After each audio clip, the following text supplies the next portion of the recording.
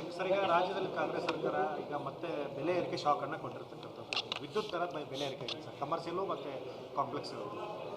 ಕಾಂಗ್ರೆಸ್ ಸರ್ಕಾರ, ಮುಖ್ಯಮಂತ್ರಿಗಳು, ಉಪಮುಖ್ಯಮಂತ್ರಿಗಳು ಯಾವತ್ತೂ ಸಹ ಪಂಚ ಗ್ಯಾರಂಟಿಗಳ ಬಗ್ಗೆ ಮಾತನಾಡ್ತಾರೆ. ಆದರೆ ಕಾಂಗ್ರೆಸ್ ಸರ್ಕಾರದ 6ನೇ ಗ್ಯಾರಂಟಿ ಏನಪ್ಪ ಅಂತ ಹೇಳಿದ್ರೆ ಬೆಲೆ ಏರಿಕೆ. ಪೆಟ್ರೋಲ್ ಡೀಸೆಲ್ ಮೇಲೆ ತೆರಿಗೆಯನ್ನು ಜಾಸ್ತಿ ಮಾಡಿ, ಸ್ಟ್ಯಾಂಪ್ ಡ್ಯೂಟಿ ಜಾಸ್ತಿ ಮಾಡಿ ಇವತ್ತು ಇಲ್ಲಿಗೆ ತಂದು ಮುಟ್ಟಿಸಿದ್ದಾರೆ ಅಂತ ಹೇಳಿದ್ರೆ, ಬೆಲೆ ಏರಿಕೆ ಮಾಡ್ದೇ ಇವತ್ತು ರಾಜ್ಯ ನಡೆಸೋದಕ್ಕೆ ಅಸಾಧ್ಯ ಅನ್ನೋ ಪರಿಸ್ಥಿತಿಗೆ ಇವತ್ತು ಮುಖ್ಯಮಂತ್ರಿಗಳು ತಂದಿಟ್ಟಿದ್ದಾರೆ. ಹಾಗಾಗಿ ಇವತ್ತು ರಾಜ್ಯದ ಜನ ಇಂಥ ಕಾಂಗ್ರೆಸ್ ಸರ್ಕಾರನ ತಂದಿದ್ದೇವಲ್ಲ ಅಧಿಕಾರಕ್ಕೆ ಅಂತೇಳಿ ಇಡೀ ಶಾಪವನ್ನು ಹಾಕ್ತಾ ಇದ್ದಾರೆ. ಈಗ ಒಂದೇ ಬ್ಲಾಕಲ್ಲಿ 15-20 ಜನ ಹುಡುಗರು ಪಾಸ್ ಆಗಿರ್ತಕ್ಕಂಥದ್ದು. ಈಗ ರಿಸಲ್ಟ್ ಬಂದಾದ್ಮೇಲೆ ಅದರಲ್ಲೂ ಕೂಡ ಅಕ್ರಮ. ಈಗಾಗಲೇ ಇದ್ರ ಬಗ್ಗೆ, ಅಕ್ರಮಗಳ ಬಗ್ಗೆ ಈಗಾಗಲೇ ಮಾಹಿತಿ ಹರಿದಾಡ್ತಾ ಇದೆ.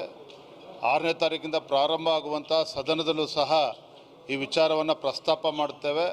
ಏನು ಅನ್ಯಾಯ ಈ ರೀತಿ ನಡೀತಾ ಇದೆ ಇದ್ರ ಬಗ್ಗೆನೂ ಕೂಡ ನಾವು ಧ್ವನಿ ಎತ್ತುತ್ತೇವೆ ಸದನದಲ್ಲಿ. ಬಜೆಟ್ ಇದೆ, ಬಜೆಟ್ ಆದಮೇಲೆ ಸರ್ಕಾರ ಚೇಂಜಸ್ ಆಗುತ್ತೆ ಅನ್ನುವಂಥ ಸಾಕಷ್ಟು ಕೂಗುಗಳು ಕೇಳಿಬರ್ತಾರೆ.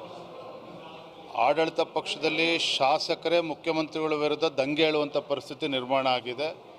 ಹಾಗಾಗಿನೇ ಕಾಂಗ್ರೆಸ್ ಸರ್ಕಾರ, ಮುಖ್ಯಮಂತ್ರಿಗಳು, ಉಪಮುಖ್ಯಮಂತ್ರಿಗಳು ಯಾವತ್ತೂ ಸಹ ಪಂಚ ಗ್ಯಾರಂಟಿಗಳ ಬಗ್ಗೆ ಮಾತನಾಡ್ತಾರೆ. ಆದರೆ ಕಾಂಗ್ರೆಸ್ ಸರ್ಕಾರದ 6ನೇ ಗ್ಯಾರಂಟಿ ಏನಪ್ಪ ಅಂತ ಹೇಳಿದ್ರೆ ಬೆಲೆ ಏರಿಕೆ. ಪೆಟ್ರೋಲ್ ಡೀಸೆಲ್ ಮೇಲೆ ತೆರಿಗೆಯನ್ನು ಜಾಸ್ತಿ ಮಾಡಿ, ಸ್ಟ್ಯಾಂಪ್ ಡ್ಯೂಟಿ ಜಾಸ್ತಿ ಮಾಡಿ ಇವತ್ತು ಇಲ್ಲಿಗೆ ತಂದು ಮುಟ್ಟಿಸಿದ್ದಾರೆ ಅಂತ ಹೇಳಿದ್ರೆ, ಬೆಲೆ ಏರಿಕೆ ಮಾಡ್ದೇ ಇವತ್ತು ರಾಜ್ಯ ನಡೆಸೋದಕ್ಕೆ ಅಸಾಧ್ಯ ಅನ್ನೋ ಪರಿಸ್ಥಿತಿಗೆ ಇವತ್ತು ಮುಖ್ಯಮಂತ್ರಿಗಳು ತಂದಿಟ್ಟಿದ್ದಾರೆ. ಹಾಗಾಗಿ ಇವತ್ತು ರಾಜ್ಯದ ಜನ ಇಂಥ ಕಾಂಗ್ರೆಸ್ ಸರ್ಕಾರನ ತಂದಿದ್ದೇವಲ್ಲ ಅಧಿಕಾರಕ್ಕೆ ಅಂತೇಳಿ ಇಡೀ ಶಾಪವನ್ನು ಹಾಕ್ತಾ ಇದ್ದಾರೆ. ಈಗ ಒಂದೇ ಬ್ಲಾಕಲ್ಲಿ 15-20 ಜನ ಹುಡುಗರು ಪಾಸ್ ಆಗಿರ್ತಕ್ಕಂಥದ್ದು. ಈಗ ರಿಸಲ್ಟ್ ಬಂದಾದ್ಮೇಲೆ ಅದರಲ್ಲೂ ಕೂಡ ಅಕ್ರಮ. ಈಗಾಗಲೇ ಇದ್ರ ಬಗ್ಗೆ, ಅಕ್ರಮಗಳ ಬಗ್ಗೆ ಈಗಾಗಲೇ ಮಾಹಿತಿ ಹರಿದಾಡ್ತಾ ಇದೆ. 6ನೇ ತಾರೀಕಿಂದ ಪ್ರಾರಂಭ ಆಗುವಂಥ ಸದನದಲ್ಲೂ ಸಹ ಈ ವಿಚಾರವನ್ನು ಪ್ರಸ್ತಾಪ ಮಾಡ್ತೇವೆ. ಏನು ಅನ್ಯಾಯ ಈ ರೀತಿ ನಡೀತಾ ಇದೆ ಇದ್ರ ಬಗ್ಗೆನೂ ಕೂಡ ನಾವು ಧ್ವನಿ ಎತ್ತುತ್ತೇವೆ ಸದನದಲ್ಲಿ. ಬಜೆಟ್ ಇದೆ, ಬಜೆಟ್ ಆದಮೇಲೆ ಸರ್ಕಾರ ಚೇಂಜಸ್ ಆಗುತ್ತೆ ಅನ್ನುವಂಥ ಸಾಕಷ್ಟು ಕೂಗುಗಳು ಕೇಳಿಬರ್ತಾರೆ. ಆಡಳಿತ ಪಕ್ಷದಲ್ಲಿ ಶಾಸಕರೇ ಮುಖ್ಯಮಂತ್ರಿಗಳ ವಿರುದ್ಧ ದಂಗೆ ಏಳುವಂಥ ಪರಿಸ್ಥಿತಿ ನಿರ್ಮಾಣ ಆಗಿದೆ.